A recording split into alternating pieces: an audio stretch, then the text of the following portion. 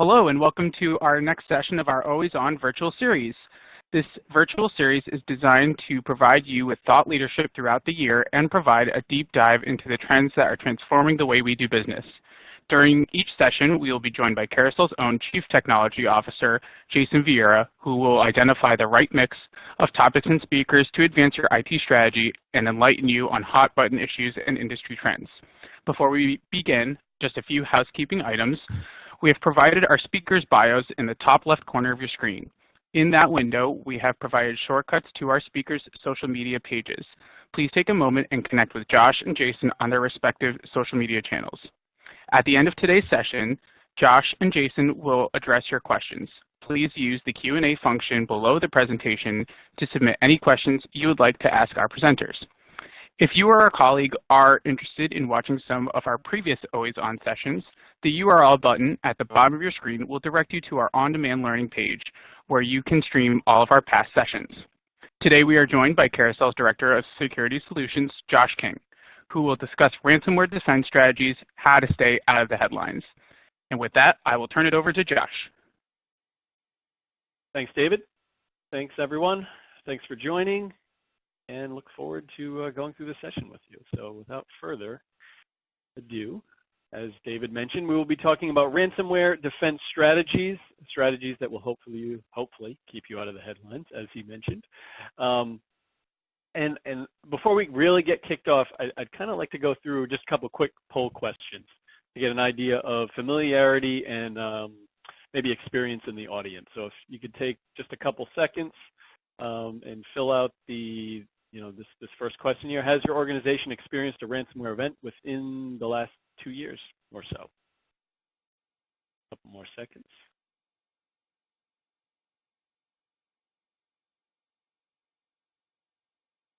Okay, so we have some unfortunate experience here.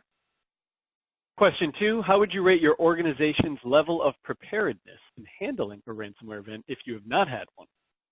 This one I am very interested in.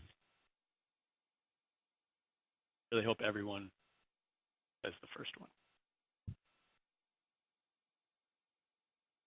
couple more seconds.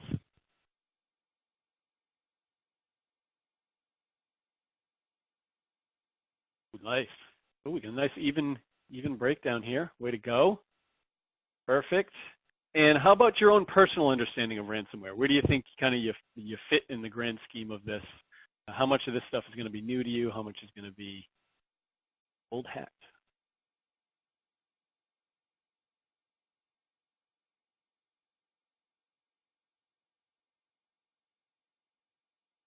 Give you another second or two. Really get into this thing. No one? Well, that was the one I was most hopeful for. So let's really get into this thing. So I have to have my obligatory kind of news articles and statistics slides. I think it's important to just kind of get that feel for things. And whenever I do sessions like this, there's certainly an abundance of articles to pull from the last couple of years. In reality, especially right now, I mean, I could have filled this page up from the past like 2 or 3 weeks, and in reality, most of these are actually from the past, probably 2 months or so. There's some actually hot button ones in the past couple of weeks here around some Alabama hospitals, the DCH, in the top left corner here. Ransomware forces 3 hospitals to turn away all but the most critical patients. That's kind of been hitting the news feeds pretty heavily. The latest word on that one was that they actually had decided to pay the ransom. They're in the process of doing some backups and unlocking systems. So that's a pretty big deal. You're a hospital, you're there to care for patients, and a patient shows up, they've got injuries, they're sick, and you have to turn them away. Definitely not a good situation to be in. And kind of around the same vein, healthcare. A California provider, Wood Ranch Medical, they got encrypted, ransomwared, and they actually couldn't do the recovery. So all the crown jewels were encrypted, they couldn't get at it, and they actually ended up closing their doors, which is definitely not something you want to hear or see when it comes to healthcare. I mean, there's just story after story in the past couple of weeks. Another one, Danish company, 95 million in damages. They've actually, about a month ago, they're still trying to recover. They sell hearing aids, and they actually haven't been able to keep up with the requests of the customers to deliver those services. And think about it, if anyone out there requires hearing aid devices, and you're going to you need to get an upgrade, or you're getting it for the first time, and you're being told, hey, supplies are low, or the provider at the end can't handle the request. I mean, that's affecting a lot of folks. Lots of municipalities in the news in the past couple months, or really in the past 6 months, getting targeted pretty heavily. On the Texas side of things, 22 Texas towns hit with ransomware. That's pretty serious. Being taken out of commission, very similar to some of the City of Atlanta stuff from last year. And the City of Atlanta is a little bit old, but on the last kind of session I did, I had some numbers there, and it was they were estimating like $2-3 million in damages and whatnot. When it was all said and done, I think it's going to be something in the 17 to 20 million range, and it's because you think about the incident response services, the lawyers, the forensics, and then all the technologies that you didn't buy before, you now have to go in and rebuy. And kind of just the kicker of all of that for me is the story I read about a week or two ago. Headline: 1 year after Atlanta's ransomware attack, the city says it's transforming its technology. Well, it took a $15 million event to transform the technology. If you spent a fraction of that, they might have been able to avert some of that pain and suffering. And that's kind of just the really painful part in a lot of these instances. And a lot of times we know some of those steps that we need to take to prevent this, and there are just many reasons why we can't do that. And then because of all this ransomware talk in the news, there's all kinds of articles around insurance. Are insurance companies fueling the rise in ransomware attacks because it's kind of a sure way that the attackers are going to get paid? And it's an interesting concept, and I put it up here because it's kind of getting airplay here. I don't know if I subscribe to that belief, but I think cyber insurance is a key part of your strategy. Mainly because this is like these events can be very costly. Even if you have all your ducks in a row, it's going to cost you money to recover and to handle an event. So it's something you definitely want to have out there. From a statistics perspective, I mean, there's certainly no shortage of bad stuff out there, right? I mean, it's really the year, or it's in the last few years, of ransomware. There's no shortage of these. I mean, malware is still, kind of through the roof there. Account hijacking, getting, your users getting spear phished or phishing, and they give out their creds. And many of us have, cloud-based emails now. So it's kind of a quick and easy way into environments and to start doing some of this nefarious behavior here. Some other statistics I pulled from 2019 Microsoft Vulnerability Report. There were about close to 500 critical vulnerabilities discovered, vulnerabilities discovered, and about 160 or so of those were super critical ones. One of my favorite stats, though, in that kind of section is that about 85% of those vulnerabilities were completely nullified if you removed administrative rights from those machines. And that's something I feel like I used to hear a lot more of, removing admin rights to protect the machines. I feel like I don't hear that as much anymore, but it's still certainly a play. And then just some other notes, from a general vulnerability standpoint, right? We're always talking about kind of the new hot vulnerability and the malware and the ransomware that plays off it. But, many organizations still have vulnerabilities, and this kind of stat at the bottom right here, 23% of organizations have vulnerabilities dating back to 2011. There are applications, there are servers we're running that, they're end of life, they're into sale, they're into support, you can't patch them. I have a business need. I have to use. I don't have an alternative. Maybe going to the next level is going to cost, it's a $2 million project, and I just can't do that. And maybe the last note on this slide is, 47% of organizations have at least 1,000 sensitive files open to every employee. And this is kind of where we start talking about, we always talk about the bad stuff, but, the bad stuff is targeting our crown jewels, our data sets. We don't spend enough time looking at those, at those data sets. And when we think about what ransomware does, it's targeting that data. So if I have permissions that are off base, people have access to too many things. Well, now those users, through a slip of the point and click, can now do more damage than they should be able to. So, and then on top of that, malware isn't the only thing we need to concern ourselves with these days. Fileless attacks, scripting attacks, quote fingers. That's more of a play now, living off the land. Essentially not using that. Or once you get that foothold, how can I move around the environment quietly, leveraging the tools that your own administrators use? And that's kind of where PowerShell and so on comes in. And we need a different methodology and different tool sets in our arsenal to really handle that. So I don't want to take for granted that we all know what ransomware is. So let's maybe just start with a quick 101. I think the biggest thing is it's the most lucrative malware in history. There's an entire business around ransomware. Quite frankly, you do not have to do anything yourself anymore. There's ransomware as a service. You can kind of head over to the dark web. You don't need to, you could rent out someone to write the phishing emails for you, get the targeted lists, deploy the ransomware itself, deploy the exploit kit. I mean, there's pretty much, you could automate the whole thing. If you've got the Bitcoin, you can do all this by yourself.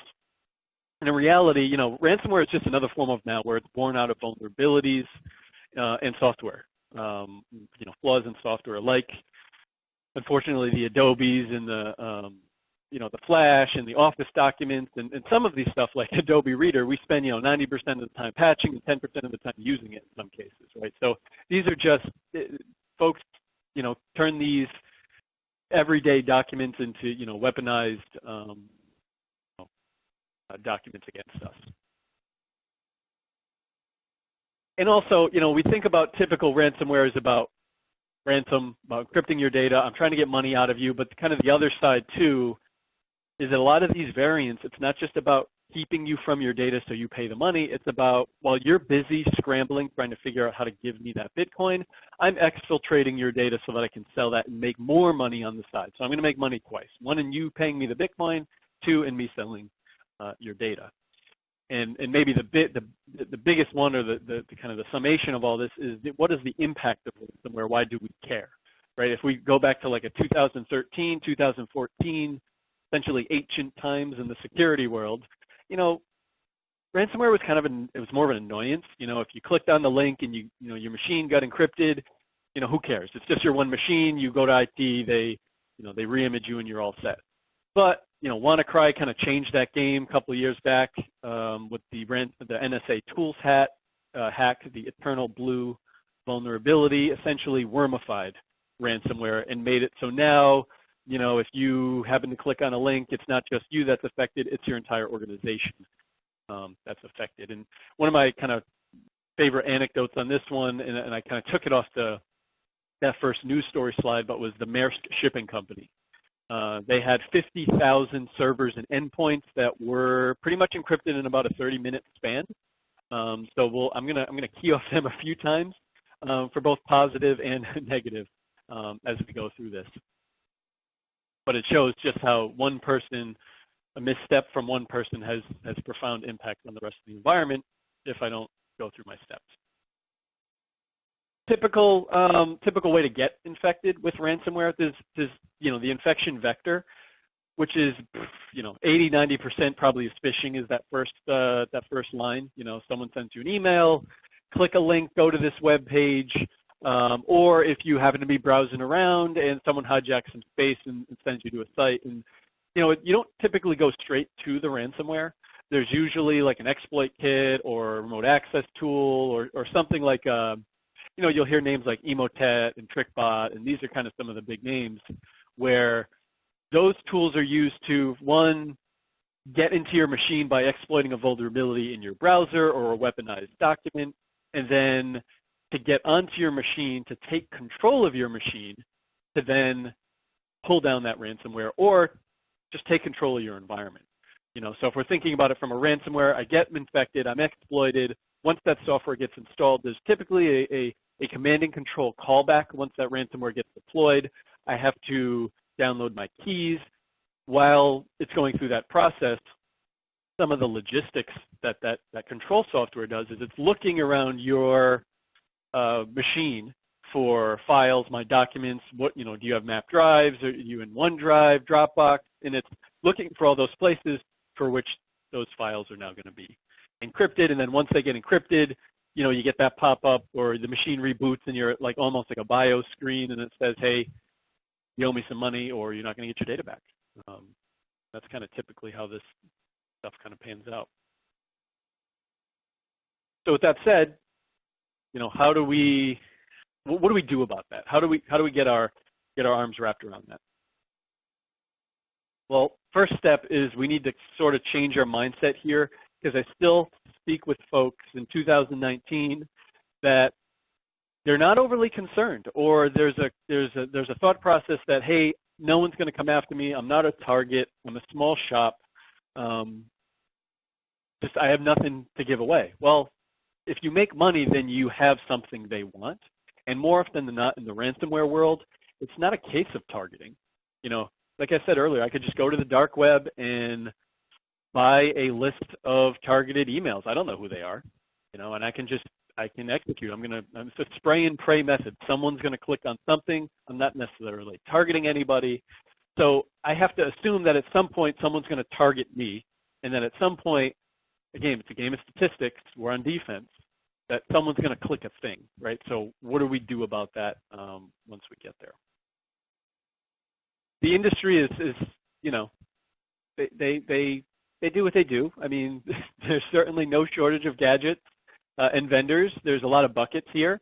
So, I think at RSA there was 1,400-ish vendors, I think on display, or at least present. So there's just so much, right? And the industry is changing very rapidly. I mean, I'm looking at some vendors right now, some technology where they've only been shipping product for 2 years, right? That's just how new and how fast some of this stuff comes out, or they're not even shipping product yet. Like, hey, look what we have coming out, like to partner with you. Like, just that's how fast this stuff changes, and it has to, because the threats, they're the bad guys are getting more sophisticated, right? So the good guys have to do the same.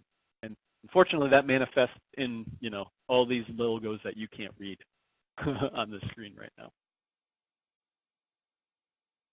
So if we think about assembling a solution here, I think, there's some buckets that we need to hit, prevention, detection, containment, response, and recovery. I really need to hit every one of these buckets, because there is no one solution that I'm going to buy to help solve this for me, right? So I need to prevent the ransomware from getting into my environment if possible, right? Just even from the network level, email level, keep it out. If I can't prevent it from getting into the network, how do I stop it once it hits the user's machine, once it hits the user or their machine before, as I showed, it starts that command and control process, and it starts the, that painful scenario. If I can't stop it, how do I detect it when it's trying to move around my network, or malicious actors are moving around my network?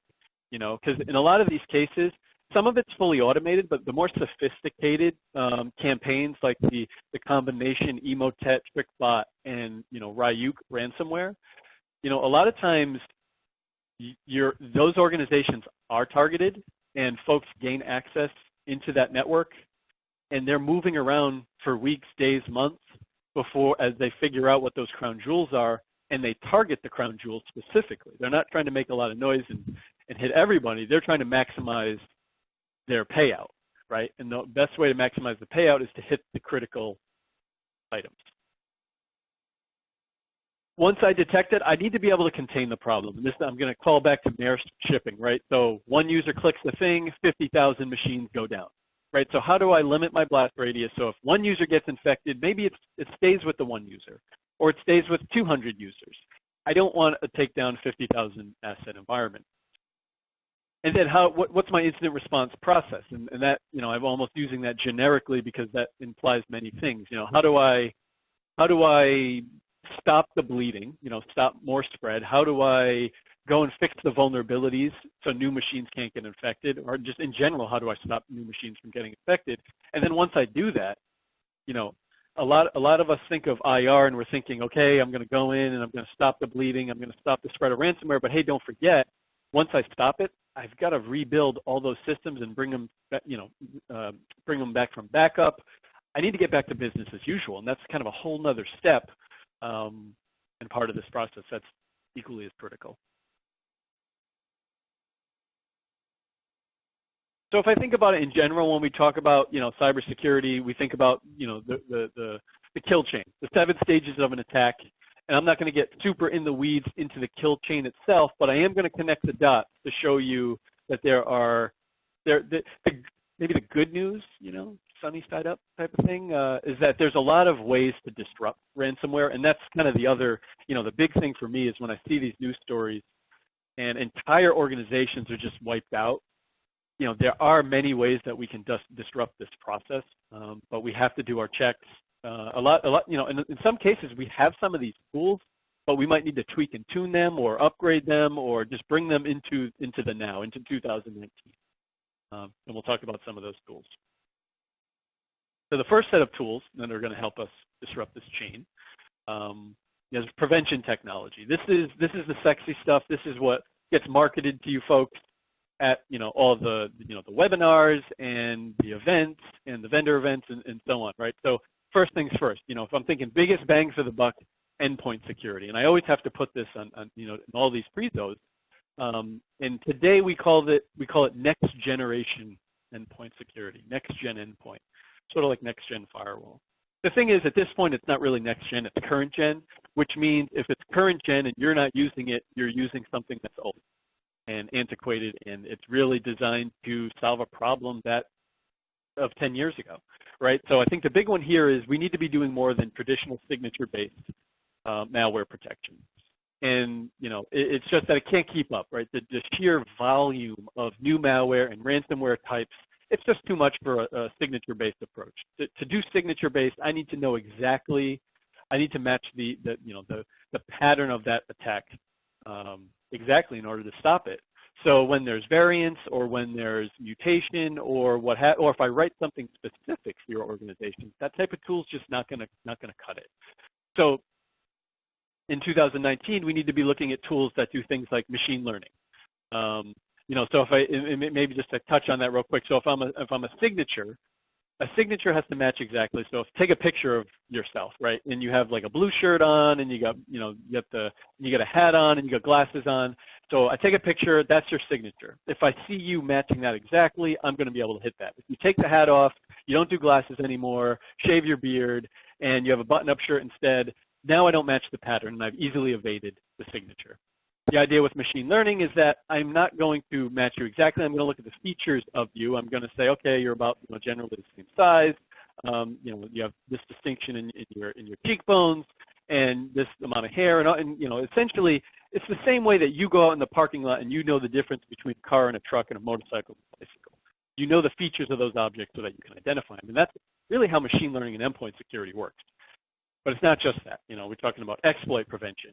Are my well-known processes and applications doing things that they don't normally do? That's behavior analysis, application blacklisting, whitelisting, and all these other kind of concepts. But general thought here is that endpoint at the end of the day, if all our other prevention fails, the malware, the exploit kits are going to end up on that endpoint. So I need to arm the users with the most security I can. And oh, by the way, our users are not just behind the castle walls anymore; they're everywhere, right? So I want to make sure that I'm affording them the same security when I'm on-prem, or afford them the same security remotely as I give them when they're on-prem. Again, another reason that endpoint is so critical. And if endpoint is at the top, email is probably number 2. Phishing is, again, probably 90+% from an infection vector perspective, because it's just a game of statistics. Think about the number of users you have. I can craft an email. Someone's probably going to click on something. In fact, many of you have probably done your own tests here, and you've kind of seen what that click rate is. So you know that someone's going to click on something. So around, and I think email security is being discussed more. I think in general it doesn't get enough play considering its coverage of the most important vector in this discussion. it hasn't been about spam for a really long time, right? It's about malware delivery. It's about, malicious URLs, weaponized files coming in. CEO fraud is kind of the new one, not necessarily regarding ransomware, although sort of because it involves money, right? CEO impersonation. Hey, I need, $2 million in gift cards. Trust me, this is legit. I'm on vacation. Send it to my guy. That's kind of where CEO fraud comes into play here. But email security is important, and I think in a lot of other areas, we're talking about multiple levels of security, and I feel like we were either doing the minimum on the email side, or once we buy our one solution, we're okay with it. And if you're an organization that has a lot of struggles around phishing specifically, you might need more than one solution or a couple different strategies around email. There are specific solutions these days, either add-ons to your current solutions or other solutions completely that specifically target phishing. I kind of leave this, it's kind of subjective. Should everyone get it? Well, if we had unlimited funds, sure. If you're an organization that struggles with phishing and users just clicking on everything, then yeah, we might want to think about multi-layers here. And I'm going to build out these next three here because they're really intertwined, right? So next generation firewall, or we'll call it current generation firewall. At this point in the game, it's kind of like the Swiss Army security technology in our arsenal here, because it's next gen firewall is doing all that traditional firewall stuff, and then it's doing some of that web filtering, it's doing intrusion prevention, it's doing malware scanning, application control, and for when our users are behind those castle walls, there's a lot of not just protection here, but it's also insights into whether someone is already infected, right? But I need to have all these features and functionality switched on. So not everyone has a next-gen firewall. I think it's definitely higher percentage do have it. And then of the folks that do, not everyone uses all the features, right? And there's a lot going on under the hood. And to turn all that stuff on can sometimes be complex. And then what is the configuration of that? Are we taking advantage of reputation from an IP level, from a URL destination level, and so on? So it's not good enough just to have it. We need to really be using it. And that kind of keys into web and DNS security, because all malware, not be absolute here, only assist deals in absolute. Ransomware, 95 plus probably percent, uses some type of DNS command and control fallback, right? Which means there's always some type of call home, either in the initial stages or once that software is being deployed. So it makes web and DNS level security tools that much more critical, right? And it's the known bad stuff. It's not keeping you from going to gambling sites and playing games at the office. That's kind of something else. That's more usage. I'm more thinking about it from just a raw security perspective. And when we talk about disrupting that kill chain in ransomware, if I can stop the call homes, I kind of stop the ransomware in its tracks, by doing that. And I think the other thing too is if you're a customer that has a mobile workforce and they're not behind the next-gen firewall, how do I make sure that those folks have the same level of web and DNS protection that they do when they're on-prem? And I specifically separate DNS here also, and one of the reasons is encryption, so SSL. So today we can kind of cheat on SSL. There's two ways to do SSL decryption. One is kind of deep decryption, where I completely break open the packet, I see inside. Not a lot of folks are doing that, number one. Number two, it can break applications. So some folks do what's called certificate-based inspection. There's enough data in the certificate being exchanged that I can tell where you're going. Well, the problem is with TLS 1.3, which is again, gaining momentum here. Once we go to full TLS 1.3 across the web, you won't be able to see anything. You won't be able to see the certificate. You won't be able to see any of that data. You actually won't be able to see where they're going with a traditional proxy web-based security tool. You will see nothing. You will see IP only, and that's not enough information. It'll put us back into the stateful firewall days of 10 years ago or whatever. Right? So we need more than that. And that's where DNS comes into play, because I can actually enforce I can enforce my security policies or look for bad stuff right at the request, right before we even get there. So critical there. And then from an intrusion prevention standpoint, IPS has been around a long time. It's still very relevant today. And on both the perimeter edge, but then also the data center edge, because if I think about, like I said earlier, ransomware born out of vulnerabilities. What do I do with vulnerabilities? I patch them. Why do people take advantage of them? Because people don't patch quick enough, right? So even if I have the most robust patching strategy, I get all my endpoints handled. If let's say I have 2, 3, 400 servers, 1,000 servers, how quickly do you think you could deploy a patch to that many servers? Just not quickly. I mean, you got maintenance windows, things are online. Intrusion prevention is kind of a way to, virtually patch or essentially harden those devices from those vulnerabilities before you have a chance to. It's a compensating control. I don't have time to patch, or I can't patch quick enough. Let me use IPS, which is a database of vulnerabilities and attacks against those vulnerabilities to keep me safe. So super critical. Maybe less technology, more methodology here, but I've already said it. Patch and application management. It's not enough just to do Windows OS patches either. We need to be looking at tools to help us patch the Adobes and like the top 20 side applications, and there's probably like a half dozen of the most critically vulnerable applications that we should just always be patching as quickly as we can on the endpoint side. Easier said than done, right? As I'm sure many of you know, getting your hands around the story, finding the right tool that's got the right features in it and usable and affordable, and it's just easy enough, because there are a lot of tools out there. Some of them are very complex, to use, but very critical in this process, because if I patch the vulnerability, guess what? It doesn't matter how good my prevention tools are, I've invalidated the attack. User awareness, everything is targeting them.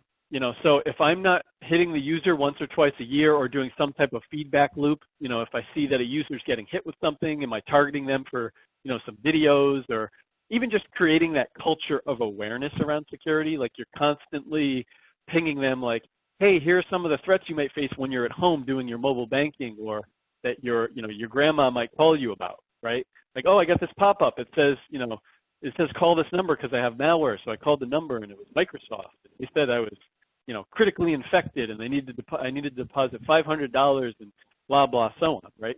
Just training them on those things so they kind of have this idea of what they're facing, because that all translates to the corporate world. Least privilege, I talked about this a little bit earlier. A lot of those Microsoft vulnerabilities were completely invalidated without admin rights.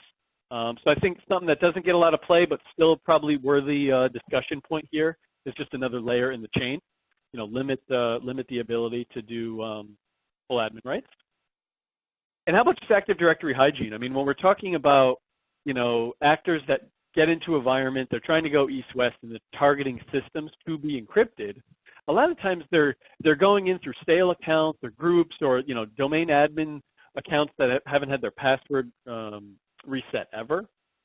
So some basic hygiene around AD can help defend against some of that escalation process. And then just security intelligence, and I kind of mean that in two different ways here. There's a lot of technologies in that prevention bucket, and they do a lot of things, but they're only as good as the threat intelligence feeds coming into them. So, what's the difference between an enterprise level firewall from an enterprise vendor and, an open source like pfSense or something like that? Well, it's the feeds. That's the difference, because everyone can do IPS and malware and URL and natting and stateful firewall and VPN, but what's feeding that ultimate database? It's intelligence data, and it's up to the second, up to the minute intelligence data that makes it effective. So when you're looking at those vendors, that's super critical. The flip side, on the more sophisticated side, is knowing your enemy, right? So if you're in a particular vertical, financial, healthcare, and there are specific threat groups that focus on verticals, and they have specific techniques and types, if you kind of understand what some of those campaigns look like, you know what to look for in your own environment, you know what to harden and protect more readily. So keeping it going. So if my prevention tools don't work, then like I said, I'm going to need some detection and containment capabilities. So I need to monitor my environment, user behavior analysis, endpoint detection and response, SIM tools, security information and event management.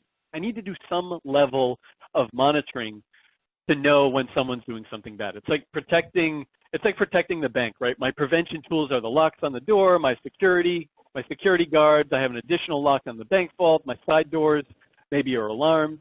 But if someone were to bypass those prevention tools, how do I know what transpired, right? That's my surveillance system. I need to know who did what, when they did it, what they took, what was the process they used to get by it. If I'm not monitoring it, then not only did I fail at preventing it, but I didn't even know it happened, so I can't go into like incident response mode. So very, very important to be monitoring our environment. Even, as the EDR is at the endpoint level. If I'm thinking like user behavior analysis, maybe that's kind of traffic capabilities. Most of our firewalls probably allow us to upload 2 terabytes of data to Eastern Europe. Doesn't mean it's normal for me to upload 2 terabytes of data to Eastern Europe. But if I'm not monitoring it, I'm never going to get the chance to ask the question. Data security, I think I mentioned this a bit earlier. We're typically focused on the bad stuff and keeping it out. How about you look at the good stuff? The actual critical data sets, the permissions to get access. I need to know what's normal. Again, is it normal for me to access 5,000 files a day? It might be normal for me to access 10 to 20 files a day of the doc and PowerPoint variety. But if I then suddenly start accessing 20,000 files of all types in all folders that I've never touched before, that could be a couple different events. Could be ransomware. Could be I'm leaving on Friday and I want to get some data before I go. So general idea here was we need some insight into our data so that if something nefarious is occurring, I can identify it and do something about it, right? We want the question. Sandbox and breach detection systems. I don't put this in prevention. I guess it's prevention if you're on the email side, because I can hold an email if I'm scanning a file to see if it's bad. But if I'm hooked into just a firewall or I'm doing a span port or something like that, it's kind of after the fact. It's detection, because I saw it come in, hey, this is actually malware. It'll give you a forensic readout of what's happening.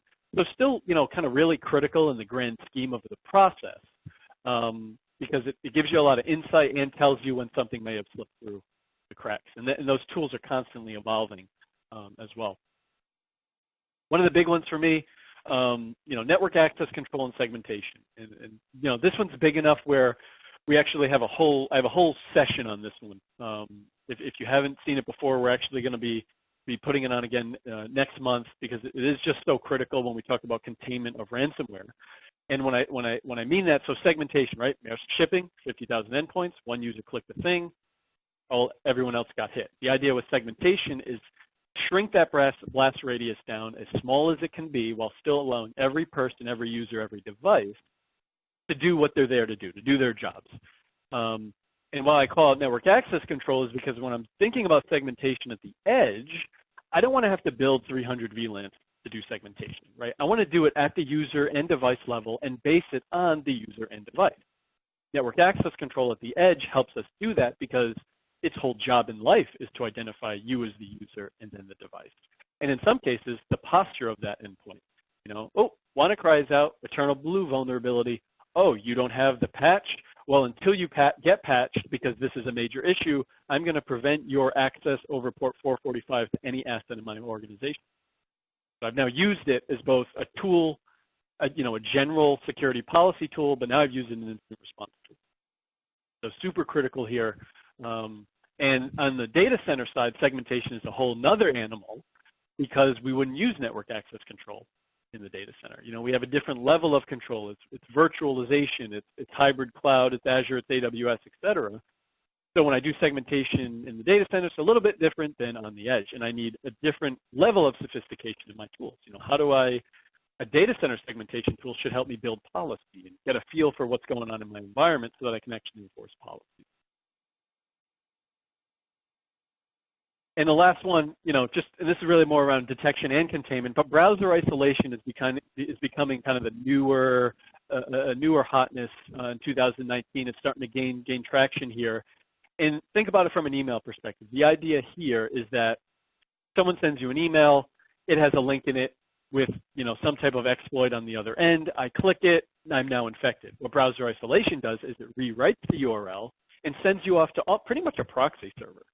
And it's kind of like how terminal services work, where it paints the screen in front of you, but your machine doesn't have any direct interaction with it. So if there is malware or exploit, it can't touch your machine, but you still see, the end state. So something that's kind of gaining ground there from a detection and containment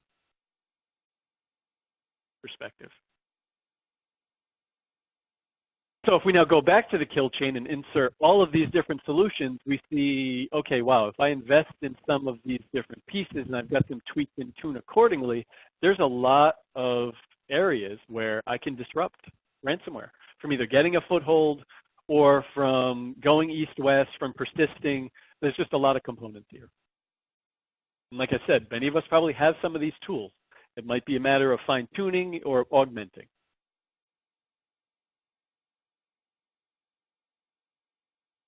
So let's kind of step through maybe a scenario of a machine getting infected, just to kind of call out some of the tools here. So I have this, endpoint here that we want to deploy ransomware to, and the easiest one for me is to send a phishing email, right? First things first, what's going to help me? My email security appliance. It's going to look at it from both a spam, a malware perspective. But in this case, let's say it has the email attachment. It's got the malware or the rootkit, the remote access tool, the exploit kit already on it. So email security is number one. If it gets through that, the user's number two, technically. Do they see the link and click on it? Number three, that's my AV software, right? So in this case, I only have 2 chances to really stop that, or 3 chances if we count the user. If we're thinking about it from a web perspective, so maybe I get that same email, but now it's a web link. Well, my email security tool has capabilities around URL for the most part. Many tools of today have the ability to scrub those URL links.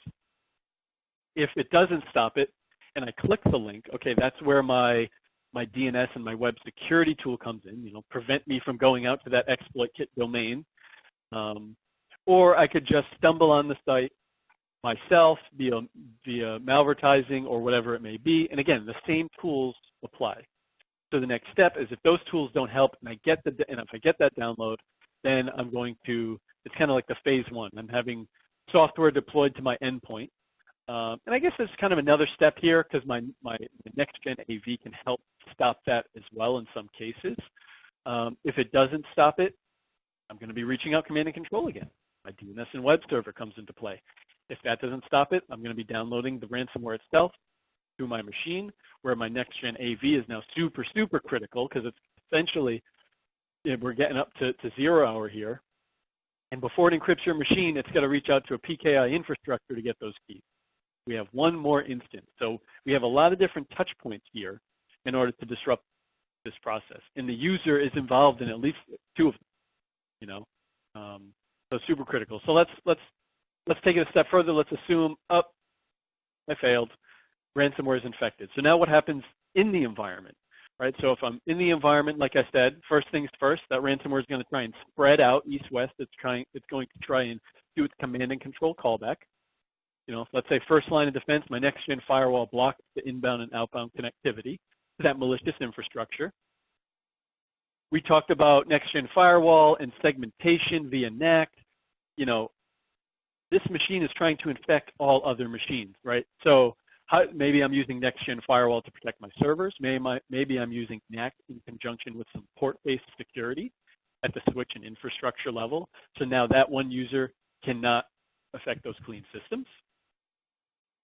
At the end of the day, I also want to be monitoring the environment, either from a traffic flow perspective, if I have a SIM in place and I'm monitoring, endpoint logs and flow logs. The general idea is I want to detect it. If I can detect it, I can use some of that same technology like network access control to push an active policy down to that switch port, down to that wireless user or device, and I can quarantine them.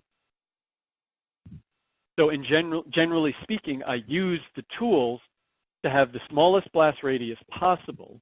I'm almost containing the threats before there is a threat. And then once there is a threat, I use the same tools to quarantine incident response. Right? I quarantine that machine with the same solutions. And and this is why it's critical when you are looking at tools, whether it's if it's the same vendor, do the tools work interchangeably from the same vendor, or if you have a mix of tools and vendors, that they talk to each other. Because the vendors are figuring this out in that, hey, we need to integrate with competitors because, security is a multi-vendor game, and, you folks are always going to have multiple vendors. So it's critical that they play well together because your network depends on it. Again, Maersk, click one button, boom, 50,000 endpoints, done. Right? We don't want to be there. All right, so we're closing in here. So surviving the event. I think, first things first, what else can we do here? Let's know ourselves. Do we understand what's critical to us? What's critical to our business? If those systems were offline, what's the impact? If they were encrypted, if they were ransomware, what would happen? Would chaos ensue? Would it be like, oh, not a big deal? What people, process, and tools do you already have in place to deal with a disruption event like this? Do we understand what the baseline is in my environment? Do I know what normal is? So that if I happen to be looking at logs, or I happen to engage a third party to look at them, do we actually know what's normal? So that I can pick out that anomaly and look at it to see if it's malicious. And then, okay, I probably already have tools in play. Are they actually in a good position to protect those critical business services that I was discussing in that first point? Or did I just kind of buy it because it was the buzzword, right? We want to make sure everything we've invested in is helping us towards that end goal. But in the event that we have to go through recovery, response and recovery here, number one, do you have an incident response plan? Have you tested it out? Have you practiced it? Tabletop exercises. There's a lot you can kind of figure out about your plan by just doing practice. Don't let the first ransomware event be the time that you practice or create an IR plan, right? Because it's chaos, right? Your phone's calling off the hook. I've had the, unfortunate or fortunate opportunity to work with customers who've been hit with ransomware, and they're always stressed out, not sleeping. It's a ton of work. Phones are ringing off the hook. You can barely focus on what you have to do with all the chaos. You don't want to be thinking about what you should do in the middle of it. Same goes for disaster recovery plans. We've kind of been talking about that for a while. So incident response, how do I stop the bleeding? But disaster recovery, how do I rebuild it? Okay, I've stopped the bleeding. How do I rebuild 200 servers? How do I re-image 300 workstations? Because I think we talk a lot about backups, but what about just the imaging process? If the imaging process is inefficient and it takes me like an hour or two to re-image a machine, instead of something that's very, very quick, times 200 times 1,000 workstations, that's going to take a very long time to get production back online. So it's super critical. I mean, all of these items, data backup and imaging process is as important in a ransomware world as having the right prevention tool. And then essentially, who are you going to call for help? One thing, very recently, some of the events that, some of our customers have experienced, and one of the comments made was, hey, I have a lot of partners trying to help me right now, and when everything's in chaos, there's no shortage of people saying, I can help you, here's the T and unquote, right? There's no way for you to vet anybody or to figure out if, they're the right folks for you in that time of need. So as part of that IR plan, figuring out, all right, who do I need to call for what tasks? Who's going to help me for data backup recovery? Who's going to help me for incident response? Who knows how to use this endpoint security tool, et cetera, and so on? Who am I going to call? And then lastly, insurance costs. Do I have cybersecurity insurance? Who's going to help me? With that, because this is going to cost money. Even if we do a lot of the right things, there's still going to potentially be some costs, and we want to cover that a little bit. But before we finish up, I want to put another poll or two out there, and just get a feel for, just think about your own organization. This is almost more for you than it is for me, but what areas of the ransomware defense solution that we kind of just talked about do you think your organization has the most handled? Was it prevention? Do you have all the right technologies in place? Do you have a great recovery data backup plan? Or, where do you think you have this the most handled. Give you a couple seconds here.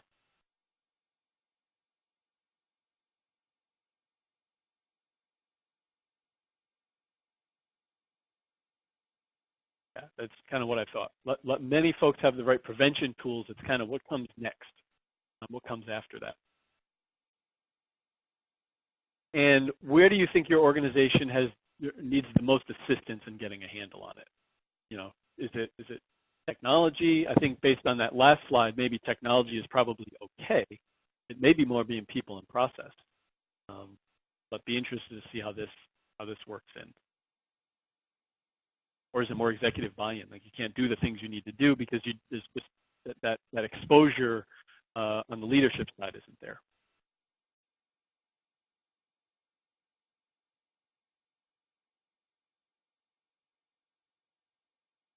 Oh wow, good mix here. So we're kind of all over the map. Even still, some technology, despite all the prevention tools we have, right? So not super surprised here. I think people and process are always a struggle. So just kind of wrapping up, right? What are the takeaways here? A lot of this isn't super cutting edge concepts and methodology. It's kind of getting back to the defense in depth, the security and layers discussions that we've probably been having for years. I think the trick is many of us have, or organizations have been able to get by without some of these controls in place, but essentially WannaCry changed that game, And I just, I hate getting that call from the customer, 300 of my servers are down, I'm offline, I can't do business, what do I do? There's so many ways that we can help keep this process or keep this bad stuff from happening to us, right? But it's all about the layers and the steps. And the biggest one, right? No silver bullets. There is no one solution. So the layers are key here because they're overlapping, right? We always say that the user is the end goal. Well, we should just focus on training the user. Well, one user is going to click on something. One tool is going to fail at clicking on something. So if we have the right overlap, I train my users, instead of 100 people clicking on a link, maybe 20 people click on the link. If my tool limits that risk from 100 down to 50, well, that's 50% less that's going to hit that user who is also improving, right? So it's just kind of that compounding layers game. There really is there's no one that is safe from this, essentially, because there really are, in many instances, you're not being targeted per se. It's kind of a spray and pray, right? So in a way, everyone's a target, and most folks are vulnerable, unless you have a 100% patch rate, just an epic patch strategy. And if you do, I'd love to chat with you about that, by the way. Essentially, patch is released, boom, you've patched it. The trick is, though, what do you do about zero-day vulnerabilities? Vulnerabilities you don't know about that have no patches. So in a way, we're all vulnerable. So we need to do something there. I've already said this, but like I said, user is the lowest common denominator, right? We need to train them. Training the users is as critical as having the right endpoint, the right firewall, and so on. Lots of opportunities to disrupt ransomware throughout these events. I kind of visualized it a couple of times. We've talked about it a couple of times. We just have, we may have some of those tools already. There might be some new tools that can help. But let's, think about it from that mindset. Also think about it from, and I probably should have had it on this list, is just change that mindset of, hey, if this happened tomorrow, what am I going to do?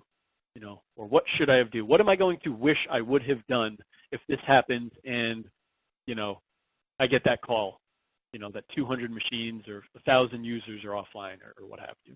And start to do some of those things before the bad stuff happens. Get us there so that we don't become that next headline. And it's sort of sensationalism. I always think I'm being sensationalist when I say things like that, or, it's not a matter of if, it's when, but at the end of the day, every time I think it might be common sense, it isn't, right? That's why there's a steady influx of news stories, because this problem isn't easy to solve. And it's, don't feel that you have to do this on your own. There's lots of help and assistance that can be provided here to keep you out of this mix. So with that, I'm pretty much done here. So I appreciate everyone kind of sticking with me and listening to the content.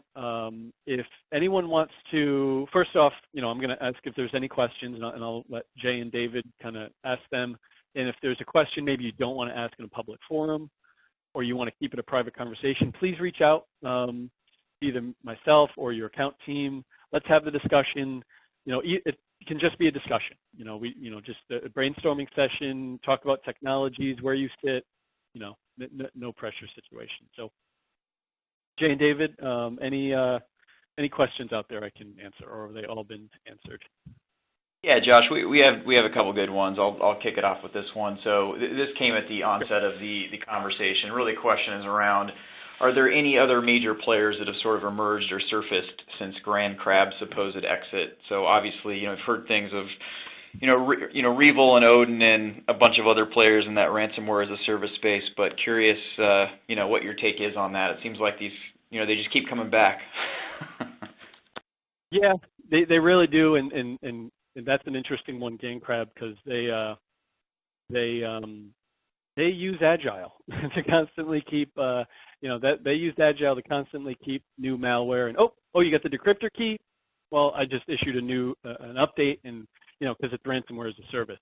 I think the one we've been seeing a lot of lately is Ryuk, and that it depends. I mean, everyone is essentially using. It's like it's the two-step or the three-step. It's Emotet, TrickBot, and Ryuk. I think I've seen the most lately.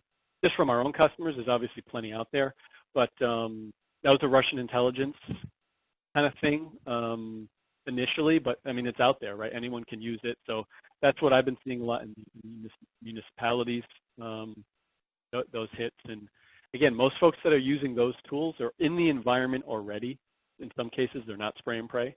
They're hey, I got a foothold, like took advantage of a machine, and now I'm kind of looking around the environment, stay stealthy, and then target kind of the high energy stuff. We had a customer a couple months back, and it was really just one or two servers, but it was the database servers that had all the good stuff on it. And it was a matter of, well, we kind of have to pay because our backup strategy just doesn't cut it. Well, we've got another one here. This is another good question. So sort of, outside of the, CISO, CISO role, how do you see, organizations, technologists, security analysts better educating their C-suite and helping them understand how and why they need to be more proactive about security and potentially open or loosen the strings, if you will. It seems like it's very easy to do that if something bad has occurred in the organization, but for those organizations that haven't, yet been hit in a public way, how do they go about driving that awareness with the C-suite? Yeah, that is a toughie, and the ultimate answer there is it depends on the personalities in play, because you're totally right, and I think that's where, again, City of Atlanta, that news article, right? A year later, we're transforming our technology. Well, why didn't we do that before, right? Like you said, we're more willing to react. And I think it depends on the personalities in play. Security is a risk game, and you need to speak, and a lot of times I think you need to speak in terms that the business leaders understand, and that's, money, productivity, how it affects the business, and what we're here to do. It, like I said, depending on the personalities, in some cases using anecdotes from other similar companies, folks in the same verticals and industries can help. Or again, if we get hit with this incident and I'm busy, this person's busy, this is, the value that we have, this is the monetary value of us, and then this is the productivity of our users. And there's no shortage of real use cases where, and plenty of this is online, where folks have done kind of that analysis after the fact. Well, if we're offline for 3 days, this is what's going to cost us. And you can say, well, this is the business that we're in, and if these systems and services are offline, this is kind of the outcome, kind of like healthcare. Healthcare is a sort of easy one, but it's not. So healthcare is easy, right? 3 Alabama hospitals turning patients away. So you're not only losing business, but you're potentially harming other folks. That's the impact. The challenge with healthcare is budgeting, right, and the cash flow, right? So trying to understand, okay, if I know that when I take it to my C-suite, they're going to get it, but they're also going to say, I just don't have the funds, how, as professionals, can we say, not say, here, you need to spend $1 million here because the bad stuff's going to get you and you can't protect yourself. No, like, what's the more methodical, like, all right, well, this incremental change in what we already have here, and if we buy this product over here, it's kind of just like, again, it's assembling a plan. It's essentially you're doing your own sales, internally. And in reality, you're trying to prevent the loss of money, because any money you spend before an event is way less expensive than afterwards. City of Atlanta, perfect case, $20 million estimated after it's all said and done, and they probably could have spent a fraction of that, even doing all the right stuff. Awesome. All right. Well, thank you everyone for joining today's session of Carousel's monthly Always On virtual series. Shortly after we wrap, a survey window will pop up requesting your input on today's session, as well as your interest in future topics. As a thank you for taking the time to complete it, we will send you a Starbucks gift card, so your next cup of joe is on us. As Josh noted earlier, we encourage you to join us next month as we discuss how segmentation strategies can help you contain not only ransomware, but other malicious threats. Thank you again, everyone, and enjoy the rest of your day.